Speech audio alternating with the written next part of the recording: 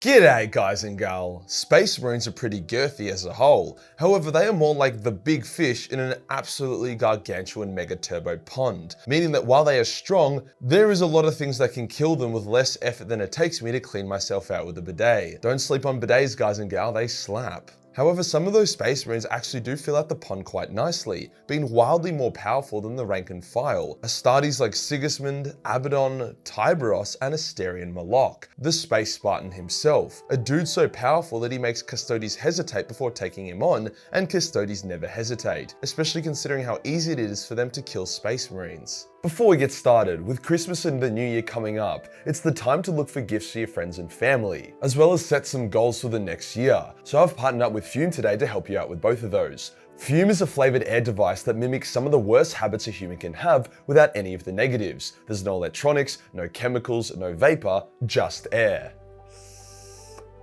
Quite delicious, I might add. So if someone is pledging to quit a bad habit in the new year and needs a gift, you can kill two birds with one stone or just get it for yourself. I'm not the Fume police, you can do whatever you want. As a cheeky bonus, the Fume device also acts as a bit of a fiddlestick to help even more when you decide to try kick a naughty habit. What I personally love the most about Fume is the flavor variety, with crisp mint being my favorite because it literally feels like you're freshifying your breath.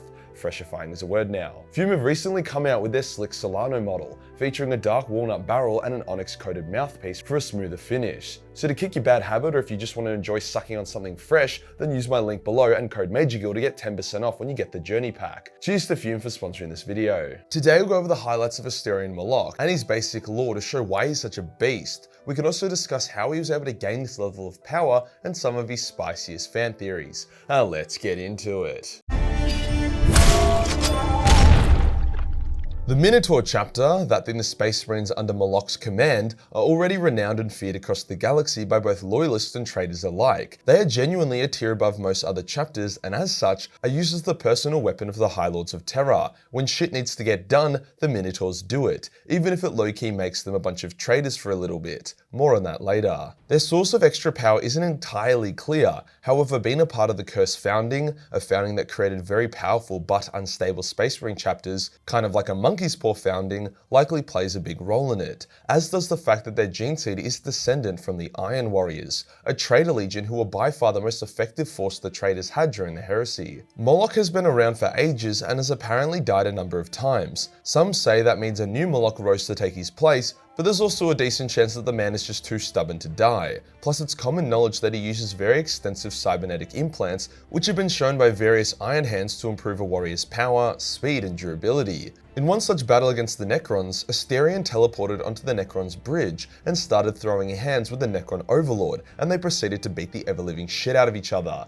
The Necron was the war leader of the entire dynasty, so it was definitely quite the mouthful for Moloc. However, Moloc doesn't give a fuck, nor does he play fair. So after getting sick of beating up a robot that could just self-heal, he blew open a rent into space and they were both sucked into the void, where Moloc floated around a bit before being found and recovered. This sounds like a pretty fatal experience, but after a cheeky cold plunge and sauna, Moloc was back in action. A huge part of Moloc's reputation as a bad motherfucker comes from the Bad Dab War, where the Astral Claws recruited a number of other previously loyal Space Marine chapters to revolt against the Imperium, as they perceived the Imperium as treating them unjustly and being stupid. Which, to be fair, the Imperium kinda was, but a traitor is a traitor, hence the loyalist force, including the Minotaurs and the Space Sharks, went to go show these kids who was boss. Unfortunately for the Lamenters, who were now one of the traitor chapters despite believing themselves to be loyal to the Emperor still, their decimation was led by the Minotaurs. The Lamenters versus the Minotaurs is like a paraplegic 9-year-old versus a roided up Alistair Overeem. It did not go well for the boys in yellow, as Moloc tore the Lamenters a new asshole in some of the most brutal boarding actions the galaxy has ever seen. Moloc prides himself and his chapter for being the ultimate Space Marine killers, as he fundamentally sees them as the greatest target of his wrath, due to them technically being on equal footing. For one Space Marine to kill another is an act of dominance and pride. As such, Moloc would request to be sent to hunt down renegade Astarte chapters or just straight up Chaos warbands.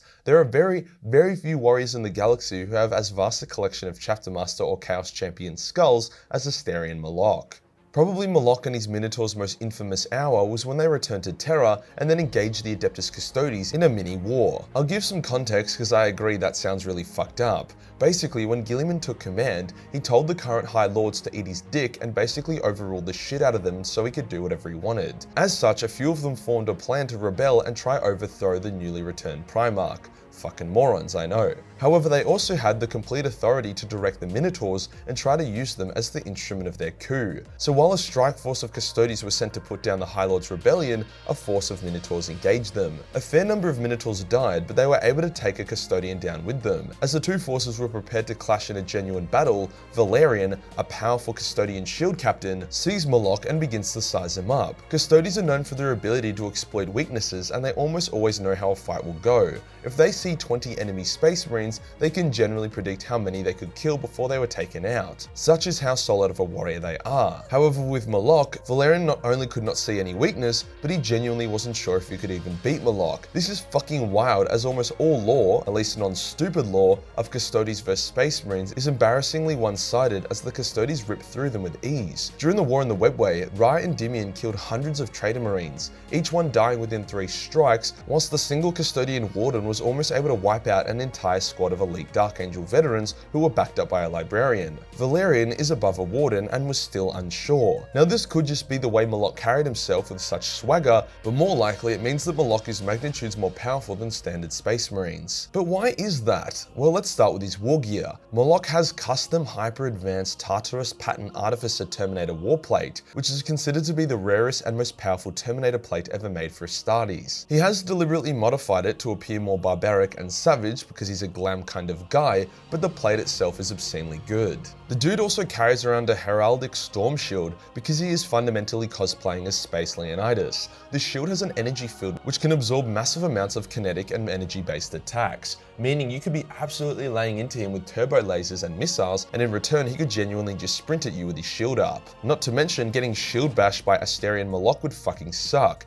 A, because it's Asterion Moloc, and B, that energy field doesn't just turn off when you smack someone with it. The force alone would break your body, whilst the energy field would liquefy your organs. A pretty insta-death combo. Most famously and controversial is Moloc's Black Spear. This Black Spear appears to actually be a heavily modified Guardian Spear, a weapon only used by the Adeptus Custodes. This created a shitload of theories about Moloc potentially being a secret Custodian, which would explain why he's so much better than most other Space Marines. But I'll go deeper into that in a bit. The Black Spear is extremely sharp and is also a power weapon, allowing it to rip into Terminator plate with ease, thus Moloc having not much issue taking out Chaos Champions and Chapter Masters who wear Terminator plate like I wear bathrobes. To spice it up even more, the spear has a potent single-shot laser built into it that has enough power to one-shot a tank, or you know, a Terminator. The ultimate combo would be stabbing someone with the spear and then firing the laser while it's lodged in them. That's a genuine left-right goodnight. So now we know what he has done and how big his dick is, what are the theories behind his girth? The first theory, and probably one of the most likely, is that Moloc has indeed been multiple warriors who have violently died over the millennium, however then have had their consciousnesses and memories uploaded to a new warrior. This also ties in with how cybernetic Moloc is. He's basically a cyborg, a walking tank with thousands of years of brutal fighting experience and awesome war gear. The next theory, which is kinda dumb but funny, is that Moloc is actually a Megon in disguise, which would explain his awesome fighting ability and his love of spears, but not much else. The very popular theory of Moloc being a Custodian is a bit, shit.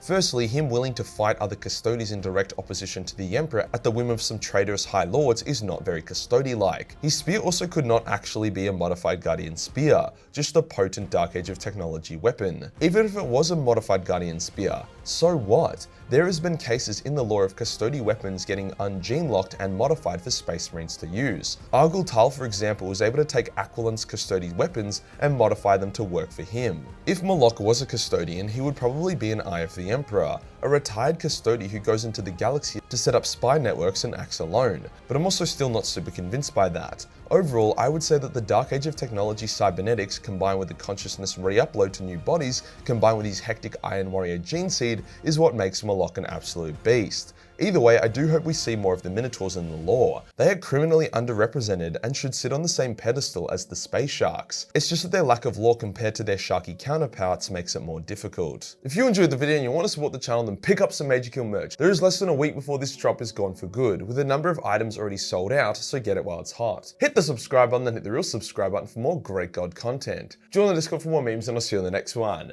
Peace.